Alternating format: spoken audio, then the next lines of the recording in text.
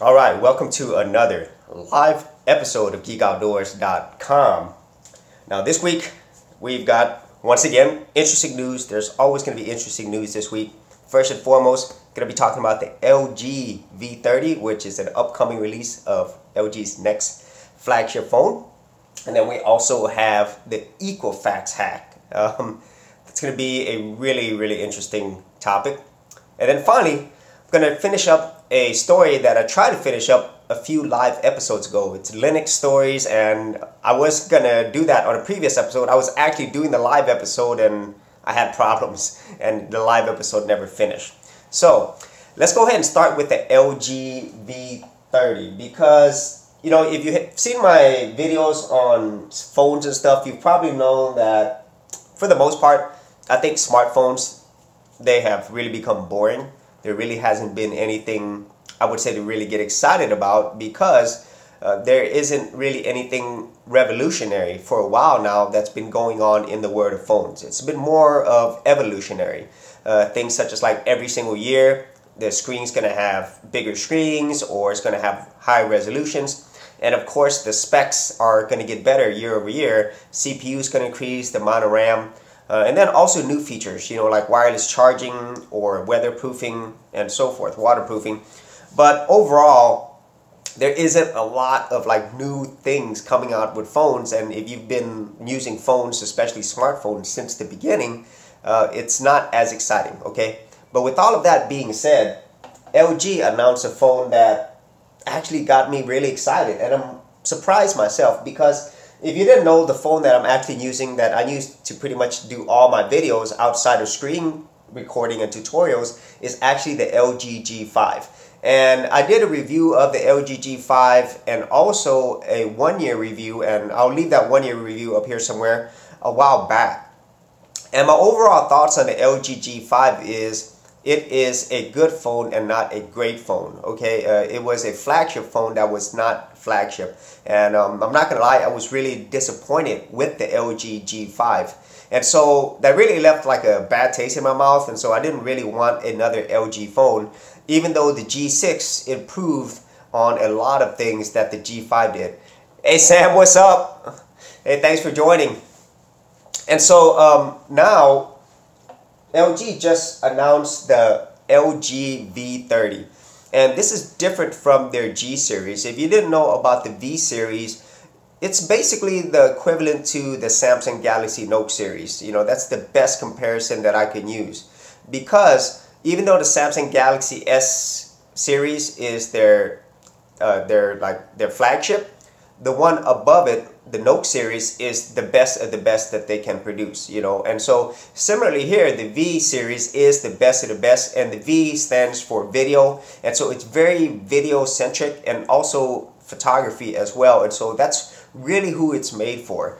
And so every single year the V30 has gotten better and better. I'm sorry, the V series has gotten better and better. And the reason why I'm excited about the V30 is the fact that it does everything that I want in a phone, and it gives me the features that actually makes it worth buying, you know, that gets you like excited about it, you know, that makes you say, hey, when you buy this phone, you really got more for your money, okay? And also, especially in the Android world, Android, except for a few manufacturers like Samsung, LG, and Motorola, for the most part, they're all heading in the same direction. You know, they're basically heading towards the direction of an iPhone, where they give you less and less features, and then they charge you the same, or more than likely, they're going to charge you more and more money.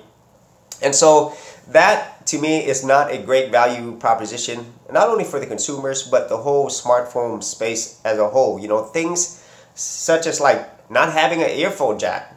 You know, that's bad, you know, and then not having a micro SD card expansion, you know, and things like that. Okay, so the LG V30, it's got all that. So if you didn't know of the specs, let me go ahead and give you the specs. Now, I think this phone will be released by the end of September, but it does have a 6-inch LED screen, but the LED screen uses OLED, and so OLED is actually a technology, it's very similar to AMOLED, but it's technology produced by LG on their televisions. Okay, so OLED is their highest end screen technology, and if you've ever seen an OLED screen on an LG TV, it's absolutely amazing. Okay, and obviously Samsung has their own LED technology as well, and so they are bringing this screen technology over to the smartphone, and I'm positive this is the first to come out from there. And since LG owns the rights to the OLED technology, then they are the only phone who has it. And so this will be a 6-inch QHD screen, and also the design itself, if you could go online to check it out as well, it's absolutely beautiful. Okay, it has very thin bezels on the sides, as where all phone manufacturers are going, so you get a lot of screen real estate on that 6-inch screen. However, it's not super huge. You know, it's definitely smaller than the Galaxy Note 8 and the iPhone Plus, and even you know, the iPhone 7 is not that much larger, or even the Samsung Galaxy S8. It is a little larger than the S8, but the S8, it's pretty thin itself. And just remember, you are getting a 6-inch QHD screen, and so that's the first thing that caught my attention. And so the design looks awesome. It has this really metallic brush design, and then on the back itself, it actually has 2 cameras, you know, and LG does something different than the other manufacturers. A lot of manufacturers like Samsung and Apple, you know, they went with the telephoto lens, and even some other Android manufacturers where you have one camera that will, I guess, do like the zoom part of it, okay? So you could get better zooming, and also some of them actually have a monochrome camera as well. So the whole point of it is to capture photos better, and then for the zooming part, the telephoto part, it'll get you better zoom, and also for photography, bokeh effects and stuff. Okay, but for myself, the one reason why I got the LG G5 was because of the widescreen camera, the panoramic view. It's awesome, you know. That's the main reason why I bought it. I bought the LG G5 because it had everything that I wanted in an Android phone and a phone in general. First and foremost, it has micro SD card expansion. To me, that is the most important extra feature, because a lot of our files now, especially with video in 4K, it just takes up space so quickly. Okay, and I do not want to put my stuff online. Okay, and especially if it's large video files like that, or photography, I don't want all of that online. I want it on my SD card. So to me, that's the first most important feature. And then that has that. And then secondly, what this has that the LG G5 didn't, and the LG G6 had this, I think, but it has waterproofing. So that is a very important feature. And also the new design actually allows it to do wireless charging as well. And it also has, obviously, the one feature that I forgot about that I absolutely love on the LG G5 is it has quick charge. Okay, that makes a huge difference. So although the V30 is missing the replaceable batteries, it does have you know, actual quick charging. And so I'm kind of jumping back and forth because I'm trying to remember all the specs that this has. So first and foremost, 6-inch screen, beautiful design, waterproofing, wireless charging, micro SD card expansion, up to 2 terabytes, if I remember. Yes, that's quite a bit. And then the dual camera setup, 13 megapixel, and the camera, the second one, is a wide angle, but it is a better implementation of the wide angle. So I'm glad they kept that feature on there. And then it also has, let me see, what else does it have? Oh yeah, it has an earphone jack, which I just mentioned earlier. But what's special about that is that it has their high-end DAC in there. And so these are for all the audio enthusiasts out there. So if you have some really high-end headphones, having this quad DAC in there is going to give you the absolute best audio quality you could get, especially out of a smartphone. So LG really focused on all the things that would actually, you know, people would want. Okay, not only just normal consumers, but also high-end consumers and people who want as many features as possible. And I will want to say the camera also has the f1.6 camera lens, and it is a glass lens, and so that I think is a first for LG, and it's also the highest focal 1.6. That's I think that's what they call it. I can't remember. But so that allows in more light. Okay. So let me see the comments real quick. Hi and hello. Same applies to Google Pixel series also. Yeah, and I've done many videos on the Google Pixel, and Google Pixel, I really feel is that it's not the best that you could get out of Android. Okay, and the LG V30, just from a spec standpoint, okay, features, it's got everything that I would want. I mean, like I said earlier, besides the replaceable batteries, which I'm okay with because of new technologies like quick charging, it's got everything else hardware wise, okay, and it's also going to be running on the new Snapdragon 835 processor at 4 gigs of RAM. So specs wise, it's got everything. Okay, now in the software department, it really once again focuses on the video and the photography. Okay, one thing that I really enjoy about this, and that I wish the LG series had, the G series, is I want more control over both my photography and video. And so in this case, you get manual controls for both video and photography, and at the same time you get some new Cine features. That's what they call it, Cine Logic, and it allows you to record videos in log format. Okay, so that basically in log format, this is like primarily for professional video and professional photography. When you have all these expensive camera, it allows you to get as much information as possible, so then you could go ahead and process that or color grade it later on. Even though the file sizes are large, you're going to be able to get the best quality available in a log format. Okay, so that I think is a first for a smartphone. And then it also has some preset like a Cinelog settings, okay, or Cinefile settings. I think that's what the name of it is. Cinelog, I'm sorry, I can't remember this. Yeah, Cine Effect, that's what they call it. So basically what they did was, professional photographers and videographers, they saved the manual settings that they set, and then they provided this on the LG, and I think they will be providing more from other professionals who want to share these settings. And so that's really awesome. And so going back to what I said earlier with the LG G5, to me it was a disappointment. That is why overall it was a good phone, but it should have been a great phone. Okay, and so I didn't like the design physically. The software was really buggy. Okay, and the camera software options and video options, just honestly, it was so average, and actually below average for me, especially considering what it was supposed to do. So that's why, because of the LG G5, I didn't get the LG G6, and I didn't think, like, I'm not going to get another LG phone.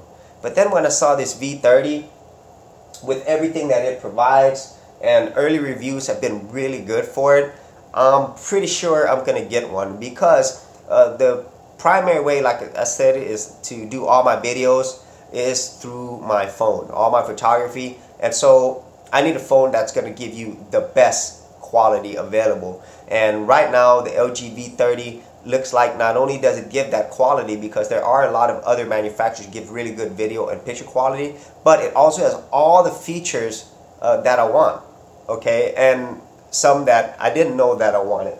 And so this will, like I said, I'm thinking it's coming out the end of September. It should be worldwide. Maybe Europe might get a little bit earlier, but it's going to be, if I remember correctly, probably $750 US or $749. Okay, so in Europe or in other parts of the world, in Asia, it might cost more. But I think for that price, with all the features that it has, and you could wait, but I think I'm gonna go ahead and pick this up. So I'm really excited about the LG V30 and all the things that it could do, especially for people like myself who is a content creator. And so if you can have a phone that is a content creator specific phone and have all the features that you want more, then that's a great one in my book. So I might trade this LG G5 in, I'm not sure, or maybe I might just buy this outright and keep the LG G5. Okay, so let's go ahead and get to the next news, and it's a pretty big one actually. So pretty much almost every week, it seems like we hear about websites or hey Gaza, what's going on? Hi, Go. Glad to see you back. Thank you. Yeah, I'm glad to be back, Gaza. Yeah, and so, so this recent news we had, we have security breaches all the time now. It's so normal. Okay, and I talk about security a lot in this channel because I think it's important. Okay, and the one thing that's different now with security in our modern age versus security back then was, back then you really wanted to secure your personal computer, and I really feel you still need to do that anyway. But that security on your computer is really not where security hackers or all these people who want your information, that's not where you should be worried about. What you should be worried about is your online security. And unfortunately, more and more of our online information is online, period, a very private information. And the thing is, for a lot of this, you have no control over it, okay? And Equifax, they got hacked, and they announced this on September 7th. And this is a pretty big thing. It affected, so far, about 143 million people, okay? But it's not just the number and the scale of this hack, okay? And how it happened was through the website, and the people who did that, or the institutions, whoever it is who actually did that, were able to get to Equifax's database. You know, and if you didn't know, Equifax is one of the 3 largest credit reporting institutions in the entire world, especially here in the US. So there's Equifax, TransUnion, and Experian. So you don't really have a choice. You know, your personal info is going to be in one of these credit unions or all 3 of them. So much like, I would say, government databases and stuff, you do not have a choice, okay? So you didn't voluntarily allow them to get your information. So from this hack, because it's Equifax, it's very, very personal information. It has your credit scores. It has your social security number. It has all your financial information in terms of towards your credit history, which is extremely, extremely important. It has your address. If you could think of like one place that you did not want to get hacked, it's through Equifax or a company like it. Because I think besides the government information or like the IRS, I think this would be the worst. Okay? And for previous security hacks, this is what's really funny. Okay? So if you've ever had your information compromised from a big company, like say, you know, you had an online account with, you know, I don't care. I mean, any online security breach. Okay? I've had my bank information stolen before. Okay?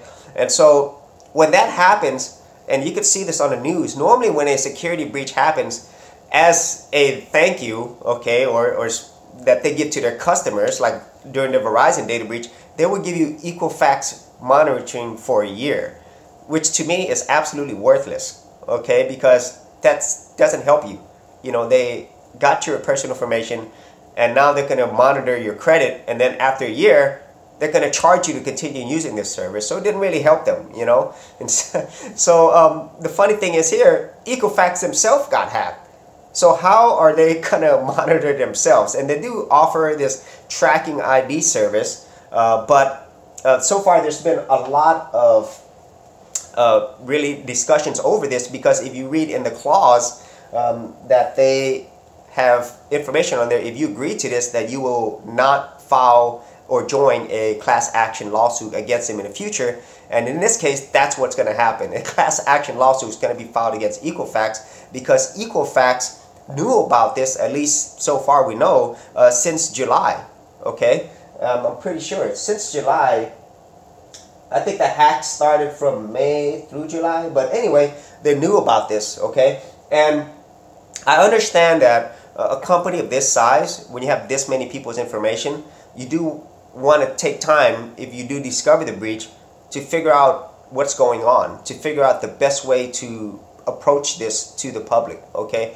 Because, I mean, regardless how you feel about how business works, your public image, your marketing, your brand is very, very important, okay? And on top of it, if you have this many customers, which I think they have 860 million total people's information, it can impact a lot of people. So I understand why whenever a hack occurs, they don't announce it right away.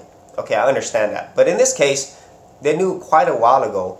Okay, and I think with information that's this sensitive, I think they had enough time to think of a good strategy to announce this. And so there will be lawsuits, okay? And I really feel, like, and as I've said this many times, our online privacy, our privacy in general, it's gonna keep getting worse and worse, okay? Especially when it's something like this, or like I've said earlier, government institutions where you do not have a choice in the matter, okay? And this is really, really personal information, and this is your credit information. So this is going to potentially definitely affect you for years and years and years to come, okay? And even if this settlement goes through, the amount of money that you're going to get, it's probably insignificant compared to the potential personal information and identity theft that you can get, okay? So Gaza is saying, what is he saying?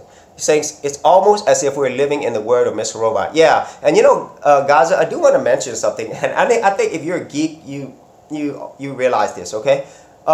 Sci-fi, whether it's books or movies, they predicted a lot of these things a long time ago, okay? If you even look at what is it? The war on the, I can't remember the book, but anyway, there was a book that the aliens invaded Earth, and then they died because they couldn't adapt to the Earth environment. And I think that came out in the late 1800s, okay? And then the first movie I can remember, it was called Metropolis, and I think I've mentioned this before. It's in the late 1930s, where they talked about robots taking over in the future or being part of society. That was Metropolis. And then, of course, the other ones, 2001: A Space Odyssey, Star Trek, Star Wars. And so, hey, Rose, what's going on? Thanks for joining. War of the Worlds. Thank you, Gaza. That's it. The first book that I can remember was War of the Worlds. I think that was a setting in England. And then, like I said, all these sci-fi movies, all these shows, they predict a lot about what's happening in the future because, you know, when you are writing a book or making a movie or whatever, you don't have any restrictions, right? But a lot of this, especially things like a 2001 Space Odyssey, or even Aliens, or Aliens, or even a Blade Runner, okay? A lot of what they predict is based upon information that they knew at that time, especially with Star Trek, with Gene Roddenberry. And so, and The Matrix, of course, I'm sorry, The Matrix. And so, with this, you know, I was like talking about what Gaza said about Mr. Robot. Yes, this is going to be the future. This is already our future, and it's really scary because, you know, like I was mentioning earlier, before you would only have to worry about privacy mainly on your physical machine, okay? But now, with everything completely online and more people are dependent upon it, and you don't have a lot of choices on this, it's Mr. Robot and then some, okay? So let me see what else Gaza said.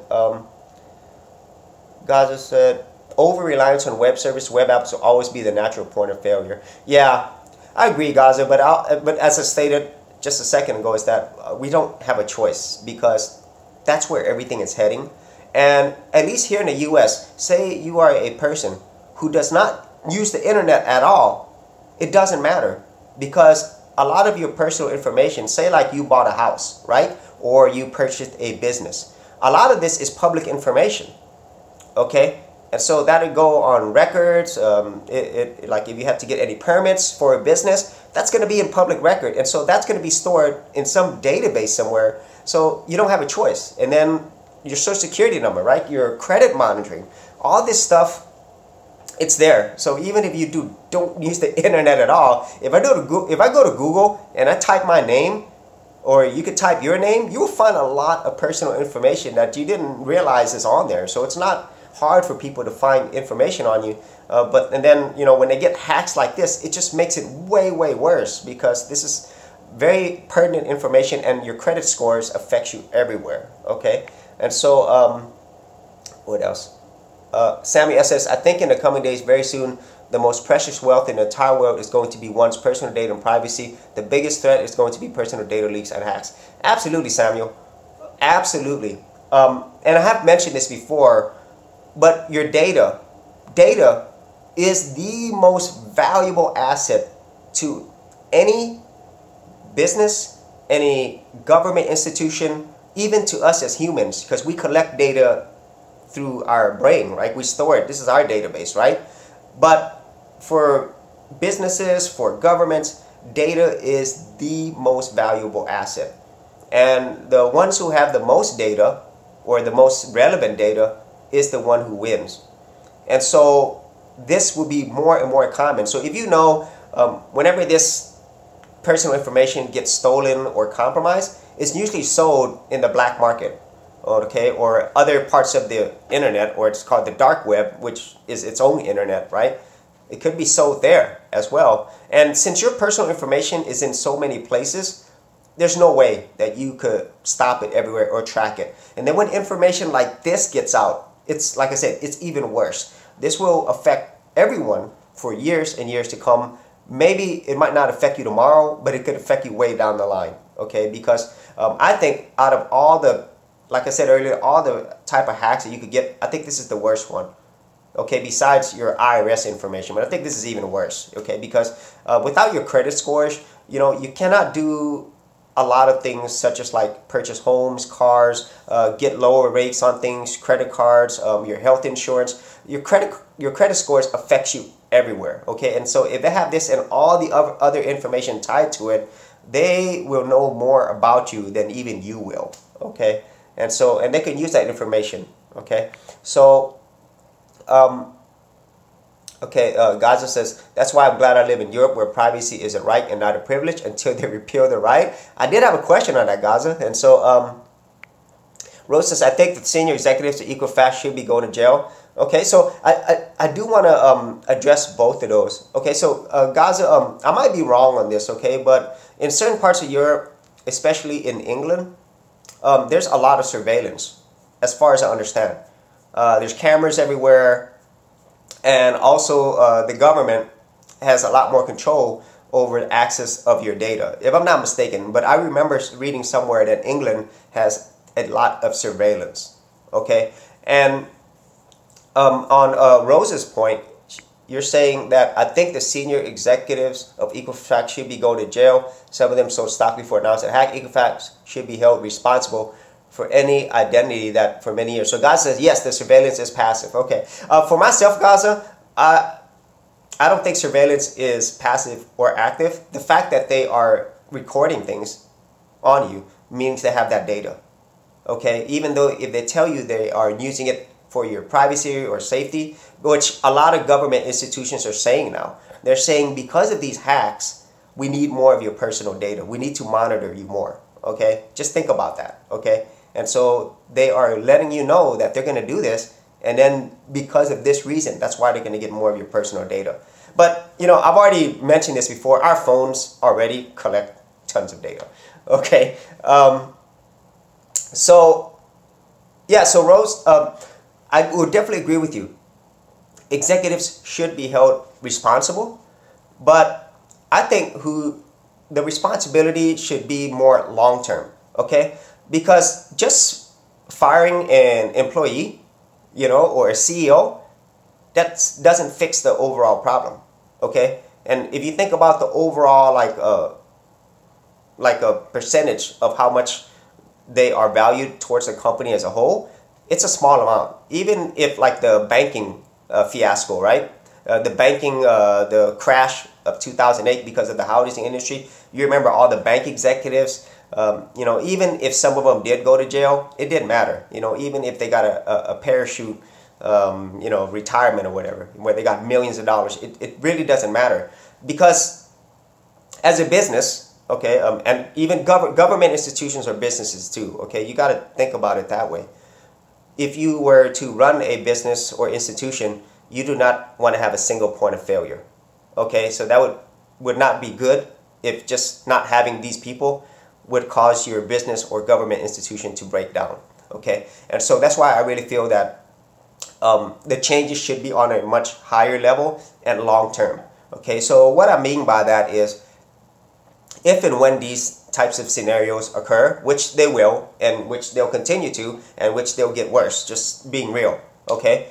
They should do more than just giving you credit monitoring, okay? Now, as a business, you're going to minimize your expense because it is an expense if they have to pay out to more people, okay? But government institutions do the same thing. So I think, and I'm not sure this is possible, because even when government's hacks happen, they didn't do anything for you anyway.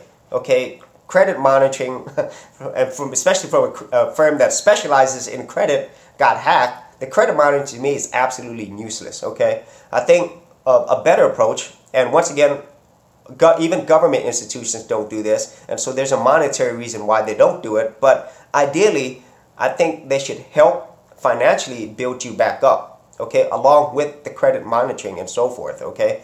I think that would be the best approach, ideally, but honestly, I don't think it's going to happen, because, like I said, even government institutions don't do it, okay. So the reason why they don't do it is for the same reason that businesses don't do it, and it makes sense. It's a financial thing, okay. And so they're going to have a lot of their lawyers here. Just even with the government too, when we had hacks, you couldn't really sue the government, and even if you tried, you're probably going to get pennies to the dollar, and you're probably not going to win, because they have a lot of lawyers. They have a huge legal team, okay? And so I know that sounds bleak, but that's the reality, okay? And so Gaza says, yes, the surveillance is passive. Samuel says, Britain, the most spied on nation in the world, from the Telegraph UK, yes. Gaza says, it's not all state collected. Yeah, probably Gaza said 20%.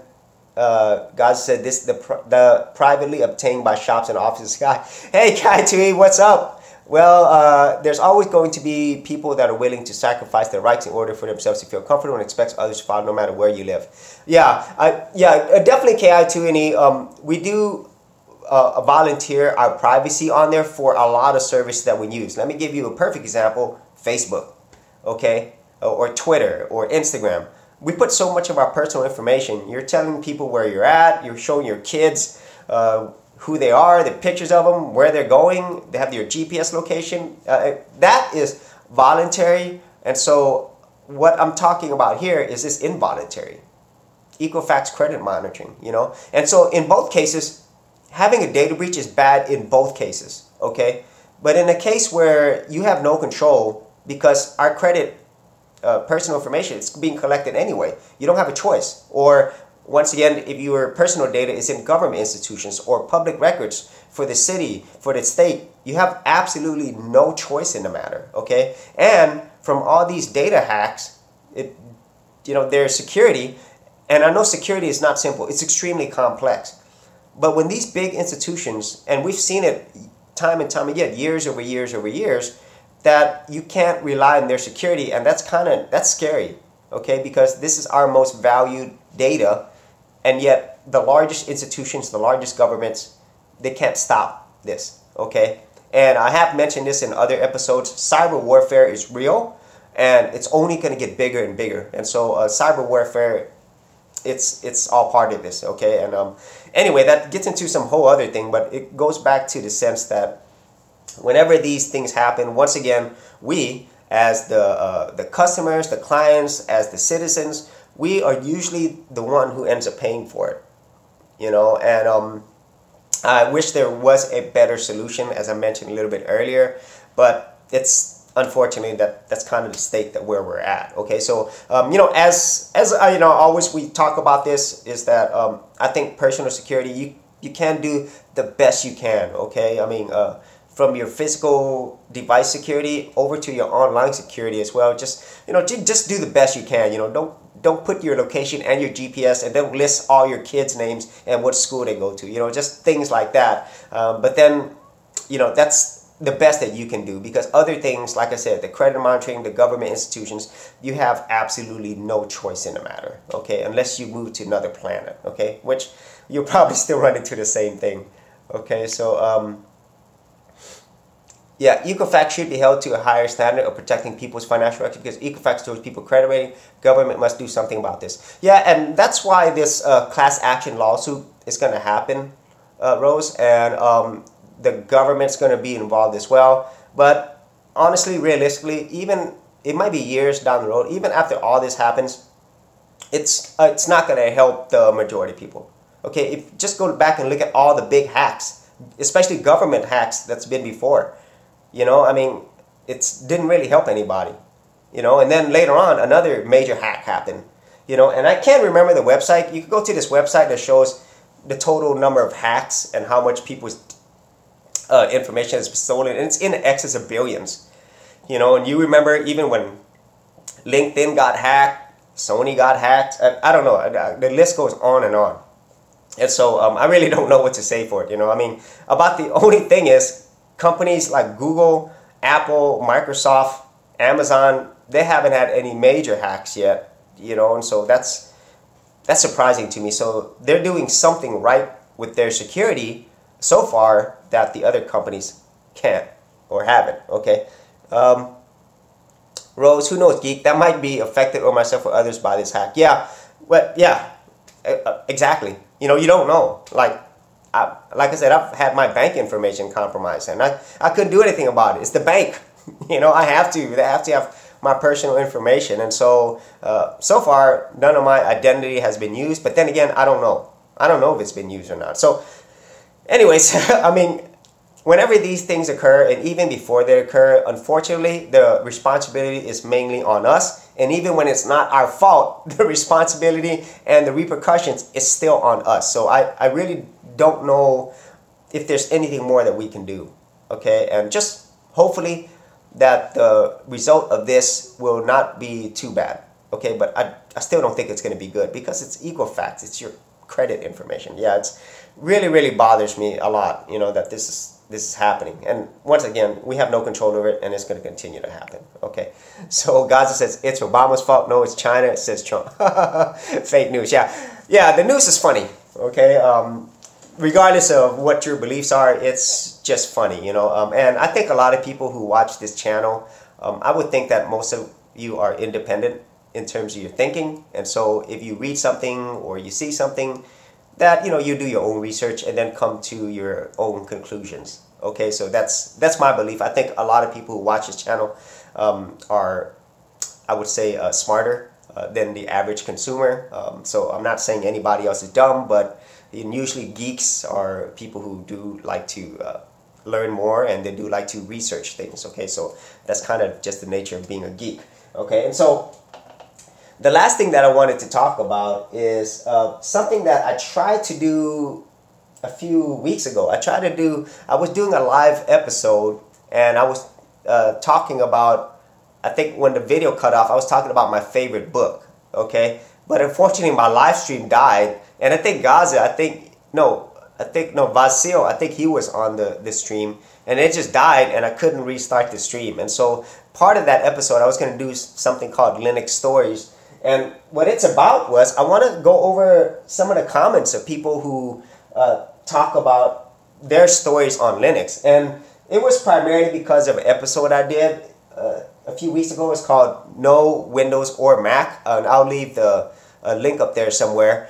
But a lot of people shared their stories. And I wanted to read some of the comments because I'm really thankful for all of you who are watching. And it's really awesome for me to like see other people's experiences, okay? Because even though this is digital, right? I mean, we live in a digital age. A lot of people that we meet online or connect with online, we're probably ever going to meet physically. But that doesn't mean that you're not able to, you know, build relationships here, okay? I mean, because of technologies, we are able to learn about other people, learn about other places without actually having to physically be there. So that's why it's awesome. Okay, and so let me see what some people said. And so, okay, so the first thing I saw is SAS One Too Many says that Windows 7 is the last MS operating system I can tolerate. Yeah, that's funny. And KI2NE is funny. KI2NE, he leaves a lot of his comments on there. Let me see what else he says. Okay, this is a good one because it's a whole story. Okay, so this is from a person called Jesse Olaza. And I want to read this out because if you are a Linux user, you could probably relate with a lot of these stories. That's why I wanted to talk about them, because it's very similar to my Linux story. And so Jess Olaza said, I started using Linux back in 2008 because I was using a basically very old machine with Pentium 3 on it and 256 megs of RAM. Windows XP tended to slow down the machine, so I did some Google to search other operating systems, and I found quite a few but started to use Linux Mint Helena because there's where the machine runs smoothly. but other people use Windows more like it's a tradition, because whenever you purchase a new machine, Windows operating system will always be there, and not all people want to download the operating system and install their machine. So I think that is basically the reason why people use Windows. As for the Mac, I think the only way people were into Macs is because of the name Mac, and people used to think that they were awesome if they have some of the most expensive item on their hand. It's more like horse are bigger than yours, so mine is bigger than yours. And that's so funny, because I agree with that, okay? And I think a lot of people can relate with this. So the first time I would put Linux on, it's usually on a machine that I'm not using, okay? Or on an older machine, okay? And then he's saying a lot of why people use Windows is because it's already installed and they're used to it. And I definitely agree, okay? If your computing experience, if 90-something% of your computing experience has Windows on it, then you're used to it. You're not even going to think about choosing a different operating system. The same goes for Mac, okay? And I like his point where a lot of people buy Mac because of the name Mac. And I have mentioned this many, many times before. Apple is the #1 best-selling marketing company in the world. They have the best marketing. Their brand is extremely powerful. I would say it's the top brand in the entire world. Okay, so for people who use Macs, and on that video, I use Linux, of course, but Windows I use, and I also use Mac. So I've used all 3 operating systems, but Linux is my primary. But what I've seen with Mac is, if you are thinking about just technically, there's nothing really that Mac offers that you can't do, and you could do more with other operating systems, okay? And so a lot of why people buy Apple products is because of the branding and the way that it makes them feel, okay? So just think about that, because that's why the Apple brand is so powerful. Despite when the iPhone 8 comes out, they will give you less features, or maybe offer a new feature that has already been in other phones before, but yet they're going to charge you $1,000 or more on it, and people will still buy it. And no headphone jack, okay? People will still buy it, okay, because of the brand. So really good point there. And here's a really long one. I'm not going to be able to read all this, but it's by Eddie O'Connor. And wow, he gives his whole story. And I'm just going to read a few of it, okay? He gave up on Windows a long time ago. I started using Linux back in 2002, 2003, never looked back. Let me see. And so he did it from scratch. He used CentOS, Red Hat, Parabola, Jet2. I forgot to turn off my phone, sorry. Let me turn that off.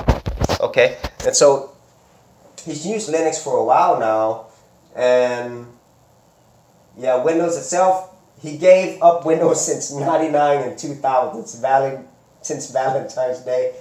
Okay, so yeah, he left a very long story, and if you want to see these comments, you could actually go under the video, no Windows or Mac, but he left a very long story. But once again, it's very similar to my story, and probably your story, is just that you get really frustrated with the user experience, especially with Windows. I've been using Windows 10 more and more now, and I really don't like it. I like certain parts of it, but besides what people already know, the spying, the interruptions, the updates, I cannot go back to Windows as a full-time operating system. It's absolutely impossible. I mean, with Linux, the thing is, once you've used Linux a long time, you're used to the freedom, you're used to all the wonderful things that Linux has. And then when you go to something that now impedes on that, and I've had crashes and stuff every now and then, I don't know, it just gives me a lot of nightmares about my Windows experience before, okay? But certain things have gotten better, but overall, the overall user experience, I'm definitely not going back to Windows, okay? And so, Rose is saying Windows is innovating more than Mac, but Linux, though different distros, has different that were borrowed by Mac and Microsoft. Yes, Gaza says Linux is strength and weakness is its fragmentation. Well, Gaza, it really depends, okay? Because if you're the type of person who uses a lot of different distros, okay, you could have a problem there because there's not consistency. But if you're using something like Linux Mint, it's fine. It's more than fine. Okay, I think if you choose a distribution and stick to it, and especially one that is stable and is really community backed, I mean, it's rare for me to have any type of problems on Linux Mint. Okay, that's why I can use it day to day. You know, other distros that I've used, it would break. It's not stable. You know, it really depends, and that's why I love Linux. You know, but you're right. It is a strength and a weakness. The strength is you have diversity, you have choice. The weakness is there's not one consistent thing like you would get on Mac or Windows. Okay, but I think the strengths far outweigh any weakness that Linux has. And Gaza says, I'm a purist, it's either Arch or Debian. Yeah. Let me go on. So 21K Patriot, okay, that was for a different thing. He had a Linux build. Let me see if there's anything else. Okay. Yeah, so one of the other subscribers, 21K Patriot, he found my Linux build channel, and then he's building his own Linux machine, and he's gonna. It looks like he has started using Linux, so he's gonna be sharing his story as well, hopefully through the comments. Let me see if there's anything else. Oh man. Okay, so there was probably some other comments on their Linux stories, but in general, what I found is our stories. This is why it's so cool that you get to like communicate with other people around the world, is because even though we're all different, right? We all have similarities. And what I've seen with the Linux experience, this is usually how it goes. They got tired of using Windows for whatever reason. This is usually the case, and then they either stumbled on to Linux, or more than likely they did a search and then they found Linux, and then from there they started learning all about Linux.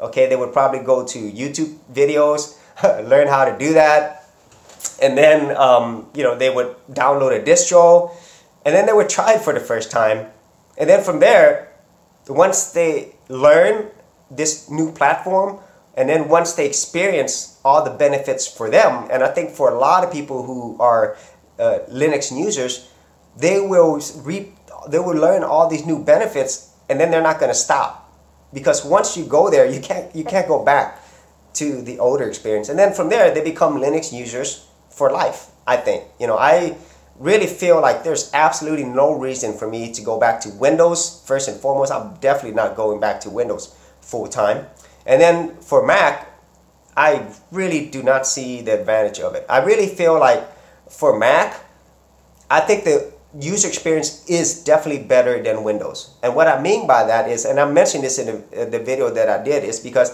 since Mac is Unix based, okay, but really the way that Apple has created it, it doesn't bother you a lot, okay? It doesn't interrupt your operating system, okay? So your operating system, and I think a lot of geeks would agree, your operating system should be there to just operate, okay? It shouldn't be there to market to you. And you know how much I love marketing. I love marketing, okay? But I also feel like there's certain places or certain types of marketing that you shouldn't do. There's different ways that you should approach that. And when I'm on a Windows machine, I feel like I am on a marketing operating system which is constantly collecting my data, constantly selling me stuff, and constantly interrupting my use of my operating system, which is horrible. And then Mac, it does that way less than Windows, but it still does it. Okay, it'll promote its iCloud services. You're gonna have to have your iTunes account. All this stuff. I don't want that. Okay, and so but I understand why they do it. Okay, but at the same time, on my operating system, I don't want that. My operating system should just be there so I can use my computer, and all the other stuff, I don't want it. If you do want it, you should have the choice to do it. But in this case, you don't in either platform, okay? And so that's why with Linux, that's what it's made for. It's just there for you to use. And then it's for you to control, and for you to customize it however you want, okay? I mean, that's what operating should be, okay? And I don't think that's ever going to change. And so let me see. Okay, so Rose is saying, I'm using Solus 3 on my laptop and on my desktop. I'm using MX16 and Windows XP dual boot on 2 hard drives. Wow. A lot of people have used MX16 and they like it. And Solus as well. Wow, you have Linux on way more machines than I do. That's awesome, Rose. Gaza say, Rose, I'm glad you mentioned over 2 drives. Yeah, that is funny, Gaza, because I think with a lot of Linux users, especially when I started, I had it as a partition. okay, and I also had it on a separate machine as well. But really, when I first started, I partitioned my hard drive to have Windows and Linux, okay, but I don't do that. I mean, it's gonna be its own separate drive, or if you can afford it, its own separate computer.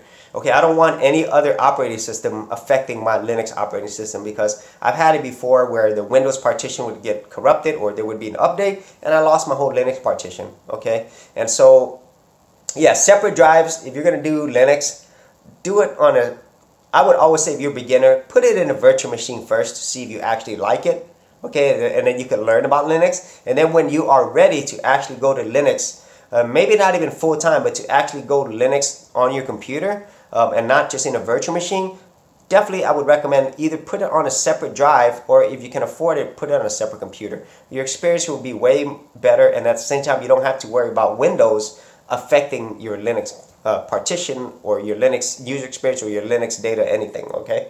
So RM minus RF front slash just for laughs. Yeah, you're right. Yeah, just remove everything. Yeah. Rose says, I don't dual boot on a single drive because the MBR can be corrupted. Exactly. Rose says, I learned this from various YouTubers. Yeah, I learned it for myself before there was YouTube, and so I never did that again. So Gaza Rose is the best option. Yes, it is. And so, wow, I knew there were some more Linux stories I can remember, but I just want to thank all of you for leaving your Linux stories. Besides the fact that you're leaving so many helpful comments. Yeah, let me see. Okay, I'm trying on Linux Mint. This is Gudolo Raphael. I'm trying out Linux Mint on a VM right now, and it seems good. The only thing I find hard is the terminal. Okay, and then KI2NE saying, he says, Kado Raphael, you don't have to, but it's extremely beneficial if you do learn how to work CLI, which stands for Command Line Interface. If something hits the fan and takes down your graphical session, you'll be prepared to bring it back up. For example, when Mint was on my main distro, I use Arch Linux now. It had freezing issues when it did. I popped over to secondary TTY terminal. Mint by default sets the graphical session on a dev/TTY7 and restarted the display manager. It unfroze immediately. Okay, and so that's really good points, KI2NE, but I do want to say, and I did a video on this as well where I talked about Linux is easier than Windows. You can definitely use Linux without knowing anything about command line interface. Okay, if you're seeing any Linux installs, you could do it without it, okay? But if you do learn how to use command line interface, it helps a lot, okay? And Gaza also mentioned that CLI's King GUI is just too slow. Yes, Gaza, I mean, if you do learn command line interfaces, if you get good at it, like for example, he's saying it's just too slow, meaning that you could run multiple commands at once, you know, instead of clicking and stuff. Okay, but I think for a lot of the general users, they really are afraid that, or what they've heard is that Linux is way for geeks. You got to do everything command line. That is not the case anymore. I mean, it hasn't been like that for a long time now. You could completely use Linux without ever using the command line. Okay, I mean, you can. Especially if you're a general user who just does browsing, you don't really need to have all that knowledge, okay? And as a matter of fact, I really feel like you need to have more technical knowledge to use Windows than Linux, because you run into problems. You know, you have to remember it's so many different things. You're getting ads, you're getting updates all the time, not only for the operating system, but various programs. You have to go here and there to go download programs. If you think about it objectively, there's way more things that you have to know in order to use Windows and that you have to remember than Linux. Because in Linux, once I install it, and you don't even have to put in the Linux updates if you don't want, you just use it.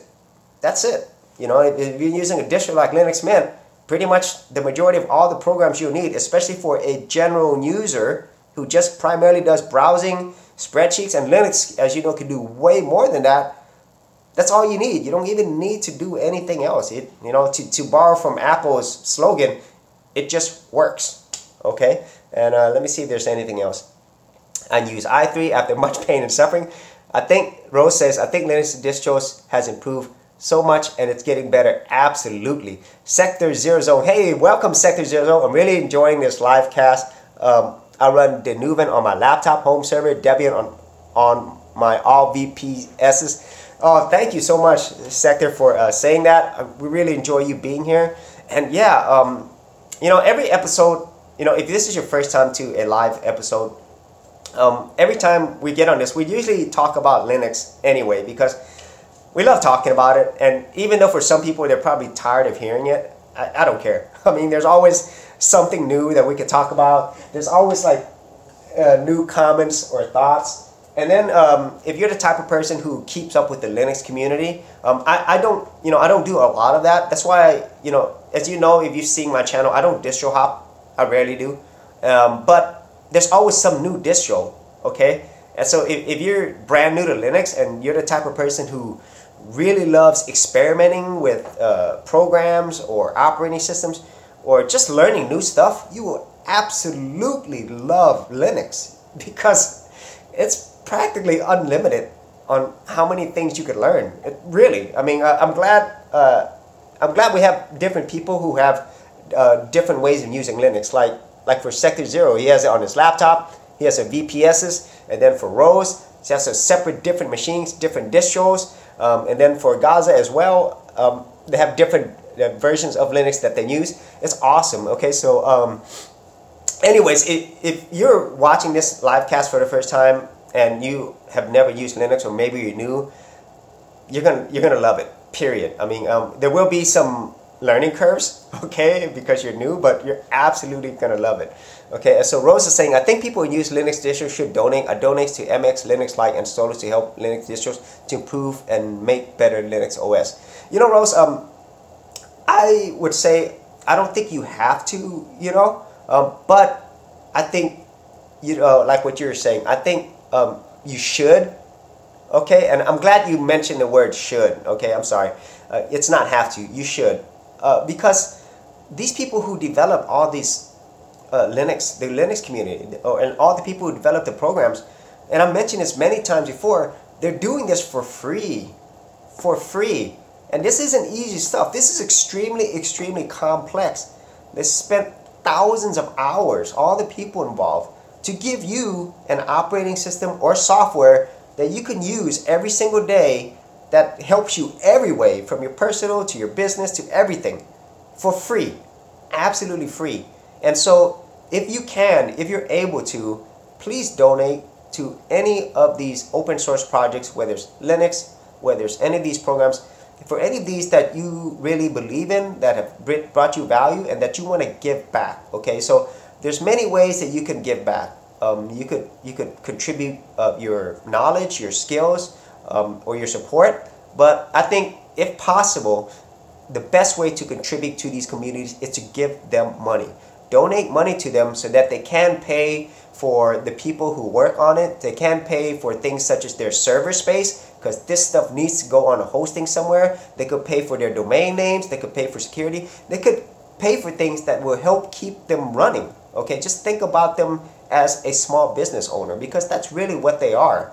Okay, all the components that they're doing is the same thing that businesses have to go through, but yet they're not getting paid anything. Okay, so if you can, please donate to any of these people who are creating these for you. Okay, so thank you so much, Rose, for mentioning that. Gaza says, have you ever listened to Jupiter Broadcasting Podcast? No, Gaza.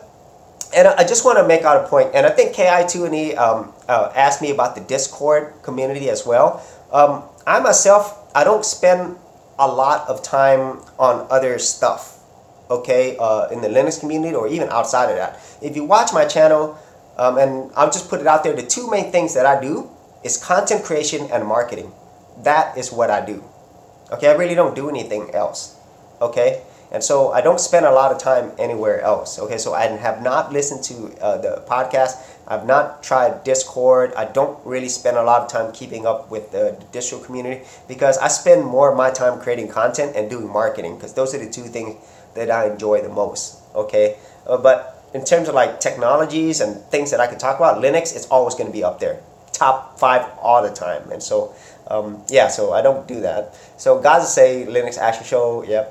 Gaza, it's a great podcast for Linux geeks on YouTube. Yeah, so thanks for mentioning those, Gaza, because if you are a Linux user, or for most people who are new to Linux, go check them out so that you can learn more. And obviously you've probably seen a lot of Linux channels that are out there, so definitely go check out all the Linux channels. And I mentioned this many times before, I am a geek variety channel, so it's everything for geeks. You know, I try to keep it focused, but it's a geek variety channel, you know, geek lifestyle channel. So I'm not a Linux channel per se, okay, but Linux does have, I have a lot of Linux videos, okay. So okay, so Rose says, even $1 a month would help each month. If 100,000 people would be 100,000 a month. Yes, yes, I agree with you, Rose.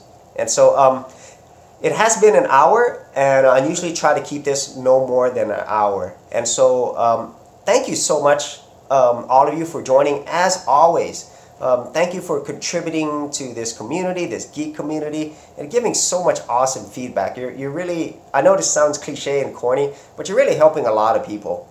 You really are. I mean, especially it's around the world. There's about 7 billion people around the world, and you know, everybody who stumbles into Linux or something like this, we need help. You know, I mean, it's awesome that you are doing this for free. You know, but whatever that you are helping, and I think about this because it's happened to me, okay, and it's probably happened to you. So I found somebody out there somewhere who created something that helped me learn something that improved my life, and that's going to help me for the rest of my life. And so for all the people who are leaving comments, who are on this show, who are giving their knowledge and experience, just remember that you are probably helping. And I know it sounds cliche, but you really are changing somebody's life by what you're doing. Okay, so thank you so much. So maybe later in the future, who knows, you might meet these people, or they might come support you later on. Okay, and so I can't thank y'all enough. The Linux community, the geek community, awesome. Okay, so Gaza says, have a great week. Bye from the UK. Bye, Gaza. Rose says, bye, Gaza, geek and everything. Thanks, Rose, for joining. Sector 0 gotta go, but we'll be more. Keep the great work. Thank you so much. Thanks for watching. And as always, if you did enjoy these videos, leave a like and subscribe. And if you did want to support my channel further, you could do that at patreon.com/geekoutdoors. Have a great week, geeks. We'll see you on another live episode.